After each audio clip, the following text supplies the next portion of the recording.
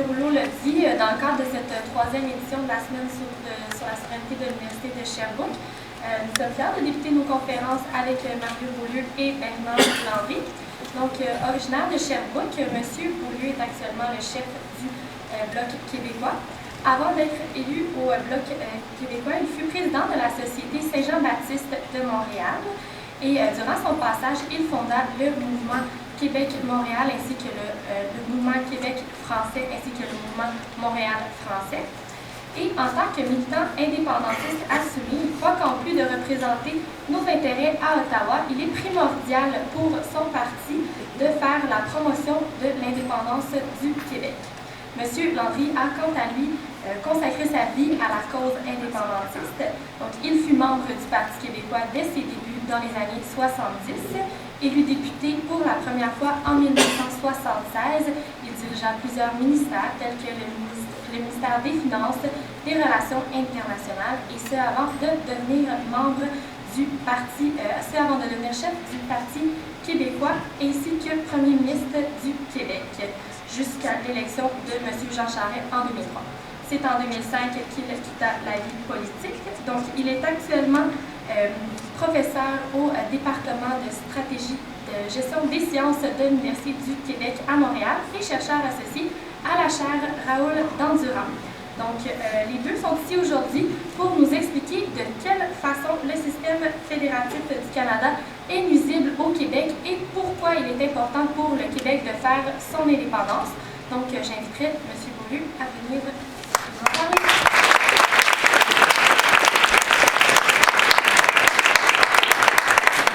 Alors bonjour, ça me fait toujours plaisir d'être ici à Sherbrooke, dans ma ville natale. Je veux saluer, je reconnais les militants. Je veux remercier Jasmin, Evelyne, Caresse, Jean-Sébastien, je pense les étudiants qui organisent la semaine de la souveraineté, qui pourrait, comme le suggérait M. Landry, être baptisée la semaine de l'indépendance à un moment donné. Alors, je salue aussi France Bonsang, l'ex-députée de Compton-Saint-Estelle, qui devrait probablement être aussi candidate à la prochaine élection. Alors, pourquoi l'indépendance? Avant tout parce que les Québécoises et les Québécois forment une nation, avec son identité propre, avec sa langue commune, sa culture, son histoire, son système de redistribution de la richesse, sa structure économique spécifique. Et pour une nation, pour assumer son plein développement économique, social, culturel, environnemental, on doit prendre nos propres décisions par nous-mêmes. Et le Bloc québécois considère que défendre les intérêts de la nation québécoise à Ottawa, c'est faire la démonstration quotidiennement de la nécessité de l'indépendance. Le Canada a des intérêts économiques spécifiques qui diffèrent de ceux du Québec.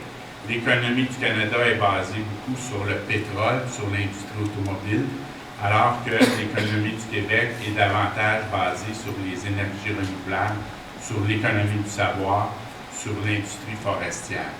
Et on a vu par exemple, lors de la dernière crise économique, depuis ce temps-là, il y a eu 13 milliards de subventions données à l'industrie automobile en Ontario et on a même appris récemment par la vérificatrice générale que 1 milliard là-dessus avait été donné à l'industrie automobile américaine.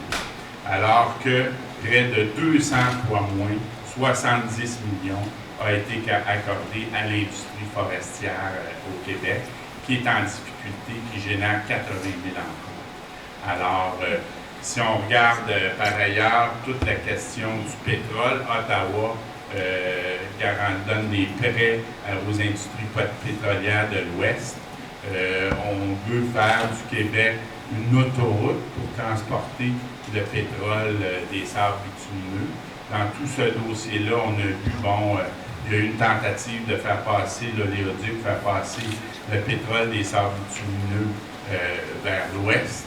Et ça a été refusé. On a vu, par exemple, le NPD s'objecter au passage du pétrole vers l'Ouest en disant notamment que les études de l'Office national de l'énergie n'était pas valide, parce que sa structure a été modifiée, qu'elle peut être contrôlée politiquement par le gouvernement Harper.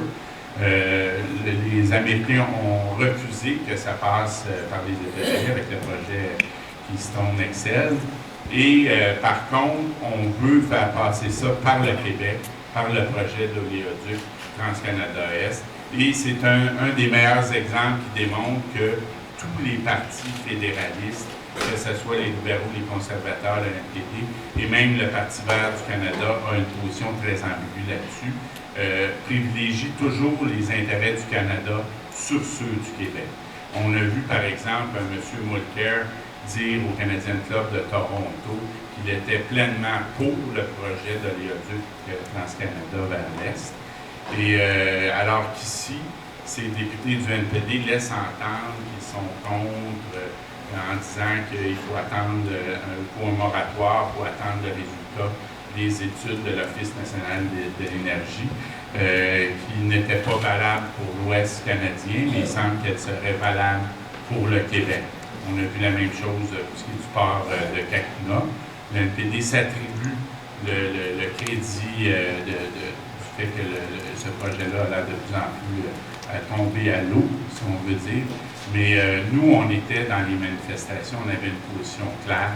Et dans l'état actuel des choses, ce qu'on voit, c'est que c'est absolument désavantageux pour le Québec, et au point de vue environnemental, et au point de vue économique, parce qu'il y a des retombées économiques, c'est des miettes qu'on obtiendrait en termes d'emploi durable avec le projet de transport de l'oléoduc, alors que pour développer le Québec, ce qu'il faut faire, c'est développer les énergies renouvelables, développer l'électrification des transports. Le Québec pourrait vraiment devenir un chef de file mondial dans tout ce qui touche la technologie des énergies renouvelables.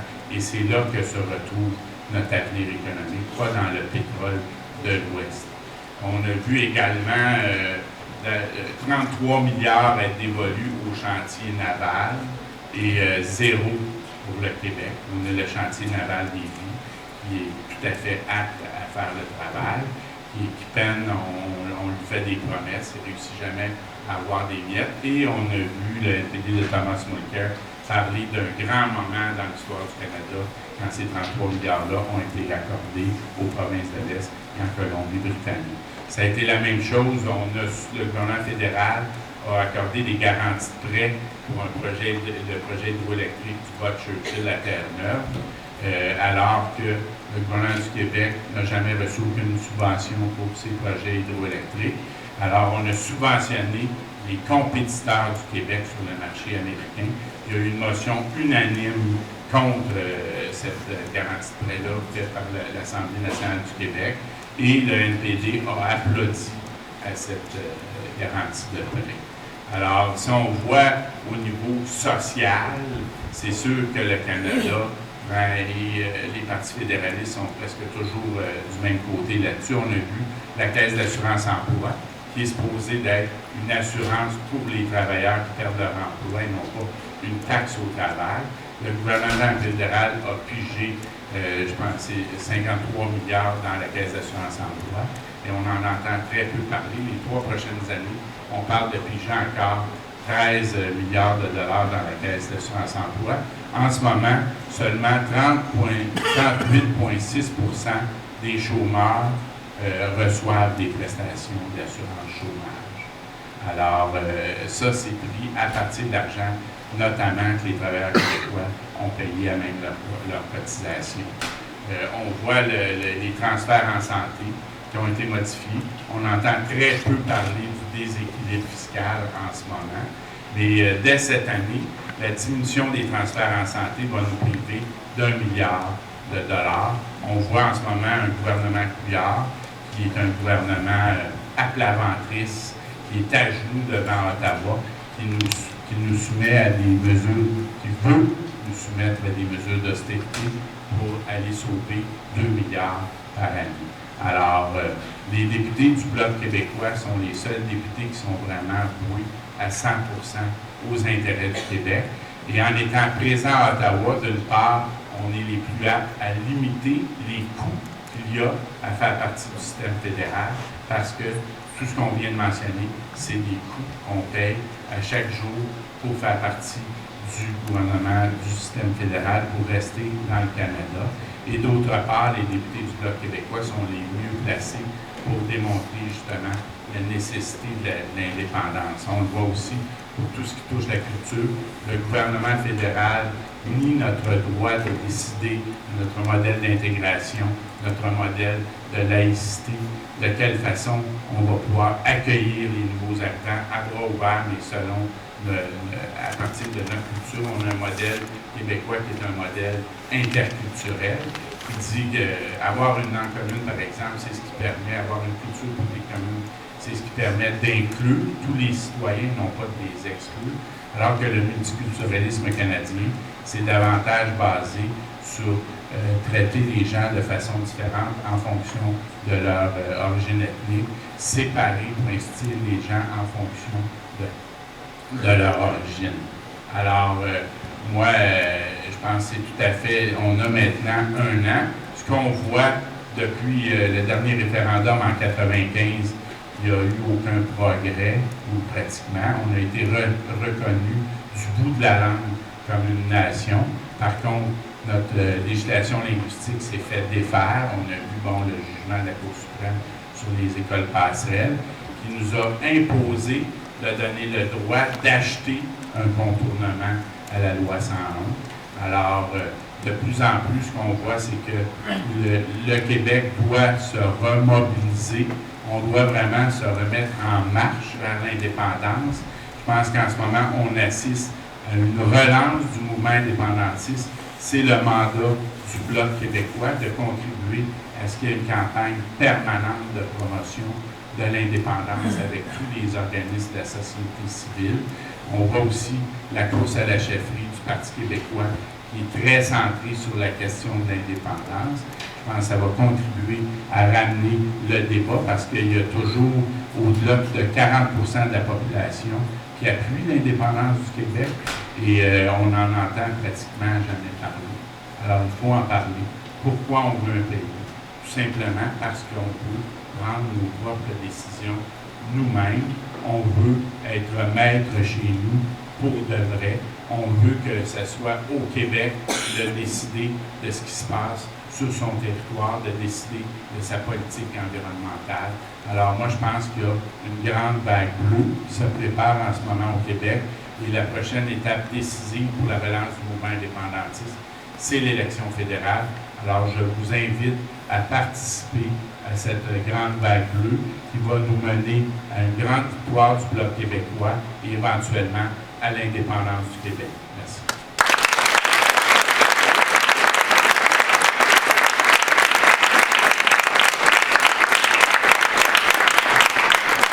Alors, je ne sais pas si c'est moi qui fais la transition. Je vais laisser la parole à mon premier ministre, un grand militant indépendantiste qui est sur toutes les tribunes et qui est vraiment un exemple pour tous les indépendantistes, M. Bernard Landry.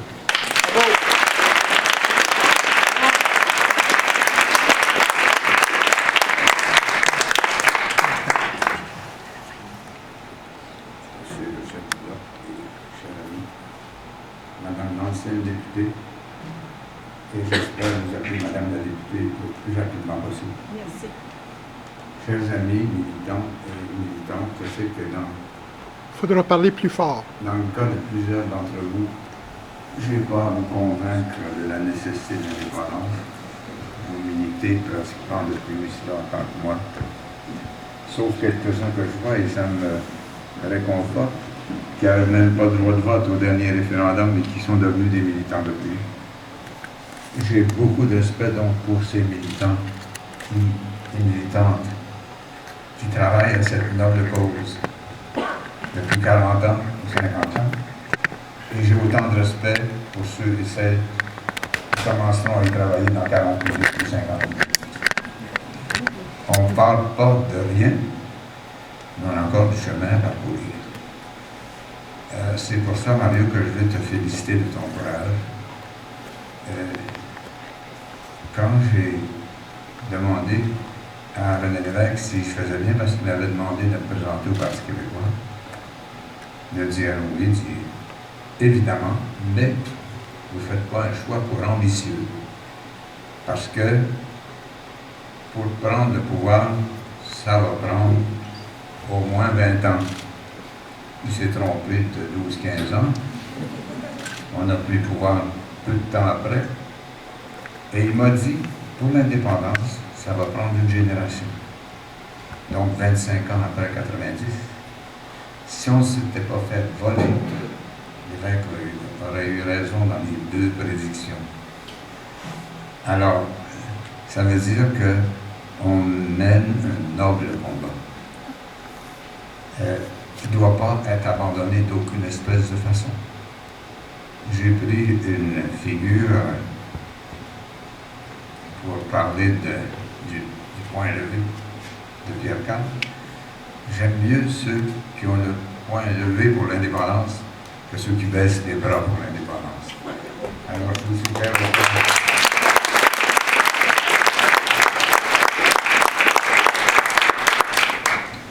donc mes compliments d'avoir pris ce chemin courageux.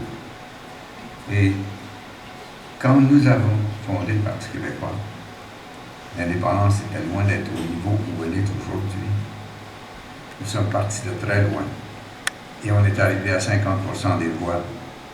Et encore une fois, on aurait gagné si on n'avait pas été volé. C'est pour ça que j'aime bien ta Sherbrooke aussi. Parce que si tout le monde avait voté comme Sherbrooke, on s'est indépendant depuis 1995. La circonscription Jean Charest, il montrait son passeport à tout le monde. On s'est aperçu après que ce n'était pas son passeport à lui. Sa circonscription a voté pour l'indépendance du Québec. De même que celle de Jean Chrétien. Ça veut dire que les chefs n'étaient pas très bien inspirés ni en prise avec la population. Parce que s'ils avaient été vraiment connectés à leurs électeurs, ils auraient été les militants, eux aussi, pour notre indépendance nationale. Et ce n'est pas n'importe quelle cause. Le Québec, d'abord, je l'ai laissé entendre, n'est pas une race. Quand je lis dans certains journaux de Toronto que c'est un projet ethnique, j'ai le choix de m'enrager après eux, et puis j'ai plutôt pitié d'eux, d'être ignorants à ce point.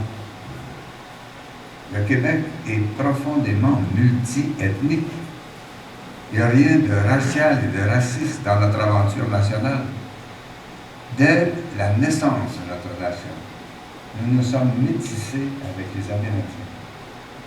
En Amérique du Nord, c'était pas remarqué. Alors je salue l'ancien député aussi.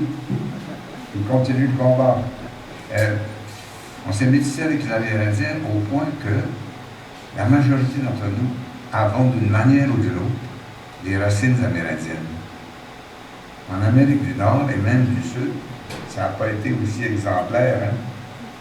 Dans bien des cas, ils ne sont pas métissés, qui ont plutôt essayé de les exterminer. Et ça fait partie du passé malheureux, hélas, de nos grands voisins du Sud, les États-Unis d'Amérique. Donc, métissage avec les Amérindiens. Par la suite, accueil des Irlandais, des Écossais, des Britanniques. Un quart d'entre nous avons des racines irlandaises. Un Québécois sur 4. On a eu 6 premiers ministres à racines directement irlandaises. Ce qui rend encore plus choquant que l'indépendance de l'Irlande est survenue en 1917. Nous autres, on s'est tapé 6 premiers ministres irlandais, ce n'est pas encore fait. Mais ça consolide la vision qu'on doit avoir du Québec et mettre de l'avant. Le Québec n'est pas une race, c'est une nation. Un de nos anciens ministres de la Culture, jusqu'à il y a peu de temps, n'était pas né à l'île d'Orléans, qui s'appelait Macado, né au Cameroun. Il dit d'ailleurs, si j'étais né au Québec, je m'appellerais Marc.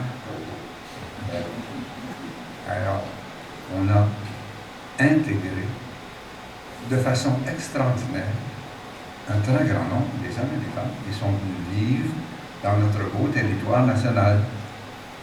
Sauf que, pour des raisons tragiques, c'est resté minoritaire chez nos frères issus de l'immigration d'appuyer notre indépendance. Ceux et celles qui l'ont fait, souvent l'ont fait de façon spectaculaire et fantastique. Je donne l'exemple de Makaputo. Jean-Alfred, premier noir élu à l'Assemblée nationale du Québec par le Parti québécois, venait de Port-au-Prince. Osvaldo Núñez, un proche de Salvatore Allende, premier latino élu au Parlement du Canada, est élu par le Bloc et par un comté du Québec. Alors, cette aventure, elle est en soi noble. C'est une aventure nationale. Et elle est tellement noble qu'on peut conclure aujourd'hui qu'une nation qui a le pouvoir et la capacité d'être libre a le devoir. Vouloir faire l'indépendance, c'est même pas du nationalisme, c'est du civisme planétaire. Et je vous expliquerai pourquoi. À cause en particulier de ce phénomène qu'on appelle la mondialisation, qui a des avantages mais aussi des inconvénients énormes. Cette mondialisation, pour qu'elle soit vivable, pour qu'elle soit équilibrée, régulée, pour qu'on combatte ses excès et désavantages, il faut des institutions internationales. Et dans le mot international, il y a le mot nation. Et les nations qui peuvent être libres ont le devoir de l'être et d'être assis autour de ces tables où s'organise ce qu'on appelle le concert des nations. Surtout dans une période qui n'est pas la plus turbulente de l'histoire humaine. Mais depuis quelques mois, vous voyez qu'on n'est pas dans un contexte de paix et d'harmonie absolue. Surtout dans ce contexte difficile de relations au Moyen-Orient ou ailleurs, les institutions internationales ont un rôle déterminant. Et notre Québec ne doit pas être assis au Conseil de la Fédération entre la Nouvelle-Écosse et l'île du Prince-Édouard. Il doit être assis aux Nations Unies et dans toutes les organisations qui sont chargées de gérer le monde contemporain. Et le Québec pourrait être exemplaire, évidemment. La façon dont nous avons géré notre propre destin, en termes économiques, sociaux, environnementaux, ferait de nous d'excellents intervenants dans les grands congrès internationaux. Un exemple dramatique, Copenhague. C'est Stephen Harper qui a parlé en votre nom. Et moi, je ne suis pas indépendantiste par détestation du Canada, je le suis par amour du Québec. Mais le comportement du Canada depuis quelques années est vraiment extrêmement négatif au plan international. Même Obama commence à plus être capable de les supporter. Et les disciplines, lui, c'est pas sa tasse de thé, si je puis dire. Ben, à Copenhague, c'est celui qu'on peut appeler le cancre mondial en matière d'environnement, le Canada, qui a parlé au nom de vous et moi et du Québec, qui est pratiquement le premier de la classe. Je ne peux pas trouver un paradoxe plus invraisemblable. Celui qui n'avait rien à dire et qui ne travaillait pas pour faire avancer Kyoto et protéger l'environnement, c'est lui qui parlait en notre nom. Nous, notre électricité est faite à 80 %, comme vous le savez, avec l'hydraulique. 40 000 mégawatts hydrauliques installés. Aucune émission de gaz à effet de serre. Le jour, et ce jour s'en vient, je crois, où on passera à la voiture électrique massivement, le Québec va devenir un exemple pour le monde. Parce qu'un New-Yorkais qui va avoir une voiture électrique, si le courant est fait avec du charbon et du pétrole, il va contribuer au gaz à effet de serre. Le jour où nous, Québécois et Québécoises, passons à la voiture électrique, terminer la contribution la plus négative à l'environnement de toute la planète. Ça va nous donner une raison de plus d'être assis à la table.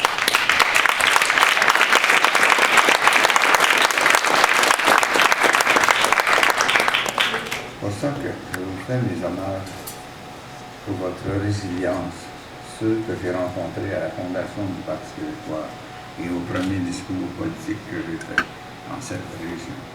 Ceux et celles et qui sont encore là aujourd'hui, qui continuent ce combat, vous ne vous êtes pas trompés. Et quand je dis un combat noble, à tel point qu'il y a peu d'êtres humains qui ont le bonheur de travailler de l'indépendance nationale aujourd'hui, vous savez, Pourquoi? Parce que toutes les nations sont devenues indépendantes, ou presque. Quand les Nations Unies ont été fondées, 1900, après la Deuxième Guerre mondiale, autour de 1950, il y avait 50 membres. Il y en a 200 aujourd'hui. Ça veut dire qu'il y a 150 nations qui ont choisi l'indépendance. C'est pas très original de se battre pour l'indépendance de son pays. C'est simplement dans la grande mouvance humaine et planétaire. Et c'est à ça que vous êtes conviés. Et un jeune Américain de Harvard ou de Yale ne peut pas en dire autant. Ils sont indépendants depuis des siècles. Et plusieurs autres pays. Un jeune Français ne peut pas se battre pour l'indépendance de la France. Il peut peut-être de temps en temps appuyer vaguement Marine Le Pen, qui parle de souveraineté, mais globalement la France est indépendante et siège aux Nations Unies. Et c'est là qu'il faut la rejoindre. Et rejoindre toutes les autres nations contemporaines qui ont choisi l'indépendance. Il en reste combien des nations qui pourraient être indépendantes et qui ne sont pas? Il y a l'Écosse, on le sait, ils sont sur la voie, ils ont bien travaillé. Il y a la Catalogne qui va faire porter ses prochaines élections sur cette question. Il y a le Pays Basque, quelques autres, et notre pays. Alors, vous voyez que ça dépasse de beaucoup de nationalisme. C'est un devoir. Et ce devoir, Mario a employé plusieurs arguments économiques, et il a raison parce qu'on a toutes les raisons économiques pour être indépendant. Mais je ne partirai pas sur ce chemin parce que René Lévesque m'a condamné à l'économie, on n'aurait plus assez de temps pour que je dise ce qu'on pense du tort que le Canada nous a fait sur le plan économique. Dès le début, quand il y a eu l'union des deux Canadas, là, le Haut-Canada était endetté jusqu'aux oreilles. Le Bas-Canada, le Québec, ne l'était pas. On a assumé leur dette. Leur dernière péréquation, là, dollar du temps, monnaie du temps, convertie en dollars d'aujourd'hui, ils nous en devraient pour des années encore. Et toute leur politique, Mario y a fait allusion, des dernières années, ont été faites dans l'intérêt du Canada. Et ce n'est pas parce qu'ils sont méchants, c'est parce qu'ils sont normaux et naturels. Les nations prennent d'abord leur avantage, même s'ils s'entendent bien avec les autres. Le fondateur des États-Unis d'Amérique, qui est encore pour quelque temps la première puissance du monde, George Washington, a martelé pendant des années la phrase suivante pour leur dire de faire l'indépendance par rapport à l'Angleterre. Il leur disait « There is no gift between nations ». Pas de cadeau entre les nations. Le Canada nous prouve ça à chaque semaine depuis des années et des années et des années. Il y a un conseil des ministres à Ottawa, il y a 40 ministres qui y vont. Il y a combien de Québécois? 4. Et en tout respect, il n'y en a pas apparemment qui sont candidats au prix Nobel. Alors, ils prennent l'intérêt du Canada. Pas parce qu'ils sont méchants, parce qu'ils sont normaux. Et quand nous contrôlerons totalement notre propre destin, on fera la même chose. En harmonie avec le Canada. Enfin, là, enfin, nos querelles seront réglées. Nous serons comme l'Allemagne et la France, qui sont faits en moins de 50 ans, 2 guerres mortelles, la deuxième 50 millions de morts, la première 25 millions. On n'a jamais eu ça avec l'Ontario ni avec le Canada d'aucune espèce de façon. Et ils se sont réconciliés. Et en sont contents aujourd'hui. Et on fait un exemple mondial de coopération internationale entre les peuples, qui s'appelle l'Union européenne. Alors le Canada a tout à gagner à ce que nous soyons des nations égales, qui travaillent fraternellement entre elles, comme le font les nations européennes qui ont fondé cette formidable union. Le Canada ira mieux et le Québec ira mieux. Parce qu'il y a des choses qu'ils pourraient faire aujourd'hui qui sont le bon sens même. Commission nationale des valeurs mobilières, par exemple. Est-ce qu'on a besoin d'une par province, comme c'est le cas actuellement? Réponse non. Et le Canada, il y en a une par province. Puis un ministère de la Santé par province. Un ministère de l'Éducation par province. Ils ne peuvent pas changer ça. Parce que nous sommes là. Et nous ne voudrons jamais. Mais ils devraient le faire pour plus d'efficacité. Et quand on sera parti, ils vont le faire. Reed Scowen avait écrit un livre, Reed Scowen, ancien ministre de l'Éducation. Il avait écrit un livre pour dire « It's time to say goodbye ». C'est le temps de se dire bonjour. Parce qu'il pensait que c'est l'intérêt du Canada et du Québec. Et au Canada, il y avait une phrase qui circulait, qui circule encore de façon marginale, « Good riddance, bon débarras ». Et ils ont raison. Leur pays sera beaucoup plus facile à gérer, comme le nôtre, le jour où nous serons maîtres de notre destin et qu'ils seront maîtres de leur. Et ces raisons-là, il me semble qu'elles sont claires. Elles sont d'une logique absolue. Et René Lévesque les avait ses raisons quand il a fondé le Parti québécois. Et aujourd'hui, les raisons de Lévesque, on les a toutes. Et les derniers 15-20 ans en ont ajouté d'autres. La mondialisation dont j'ai parlé, notre devoir d'être aux Nations Unies et dans les grandes conférences sur l'environnement, il va y en avoir une à Paris, par exemple. Est-ce que ce serait normal que le Québec, un des fleurons les plus dynamiques de la francophonie, soit à Paris pour la conférence mondiale sur l'environnement? On ne sera pas là. Peut-être que notre Premier ministre sera admis dans les couloirs avec les journalistes. C'est désespérant. René Lévesque n'avait pas cette raison-là. Nous l'avons. René Lévesque ne s'était pas vu imposer les conséquences d'une constitution inacceptable qu'on n'a jamais acceptée et qui a réduit le pouvoir de l'Assemblée nationale. Notre Assemblée nationale aujourd'hui a moins de pouvoir. Quand René Lévesque et moi et tous les autres y avons été élus en 1976, parce que la Cour suprême s'est acharnée à défaire morceau par morceau un grand nombre de nos législations, y compris des législations fondamentales. Loi 101, par exemple, qui a sauvé la langue française. Et le dernier coup, c'est Mario qui a fait allusion, les écoles passerelles. Imaginez-vous qu'un stratagème avait été développé pour contourner la loi 101. Un riche immigrant arrivait d'Afghanistan et il payait l'école privée pendant 1 an en anglais. Ça lui donnait le droit d'aller à l'école anglaise pour lui et ses enfants pour toujours. Certaines passerelles. Quelle passerelle, hein? Ben, moi, j'ai fait voter dans notre Assemblée nationale à l'unanimité. Les libéraux, tout le monde, les 125 députés ont voté pour qu'on mette fin à cette infamie économique et sociale. Un immigrant arrive ici, il contourne nos lois parce qu'il est riche. C'est vraiment dégueulasse. Alors, notre Assemblée nationale comprend et vote, et la Cour suprême défait ça morceau par morceau. C'est-à-dire que ce 125 hommes et femmes que vous avez élus à Québec ont été renversés par 9 personnes à Ottawa, et 9 juges à la Cour suprême que vous n'avez jamais élus. Évidemment, on n'est pas dans un système où les juges sont élus. Ça fait une raison que l'évêque n'avait pas. L'évêque était profondément convaincu, profondément militant, il le serait plus encore aujourd'hui. J'ai eu, avec grande tristesse d'ailleurs, l'occasion de manger avec lui 1 semaine avant sa mort. Et je voyais que je ne suis pas médecin, je ne suis pas prophète, mais je voyais bien que les choses n'allaient pas très bien. Il semblait un peu éteint, mais pas sur le plan intellectuel. Et il nous a répété pendant le repas à quelques reprises. Le Québec doit être un pays complet et reconnu. Et ça, Québec a souhaité jusqu'à la fin de sa vie. Si on veut vraiment lui rendre hommage, parce que c'est, avec Joseph Papineau, le plus grand de l'histoire, si on veut vraiment lui rendre hommage, il faut que le Québec devienne un pays complet et reconnu.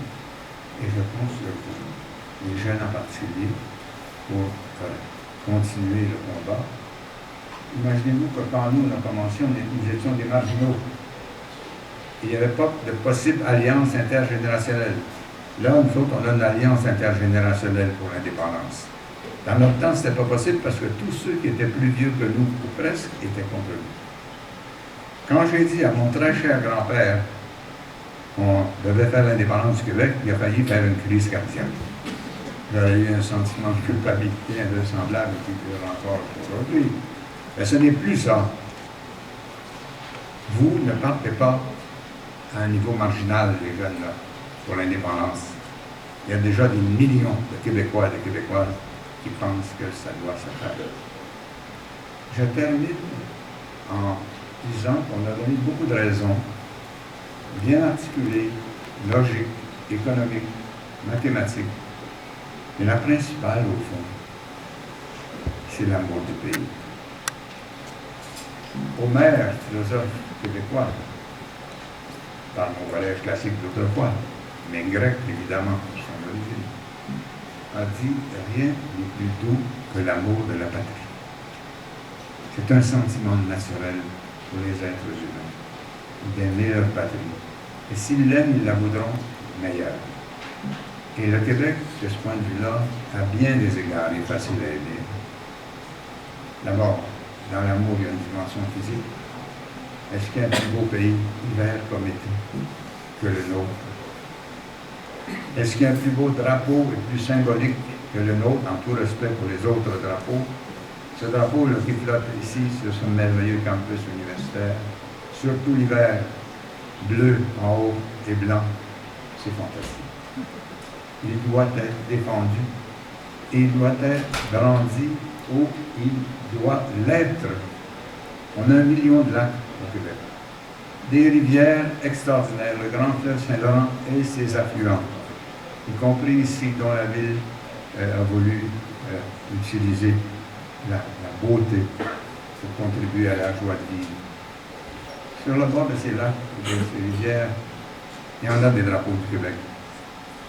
Dans certains comtés plus qu'ailleurs, mais je vous garantis qu'en Verchères, il y en a devant. Et au Saguenay-Lac-Saint-Jean, c'est la même chose. Mais il y a un cours d'eau où il n'est pas, où il devrait être.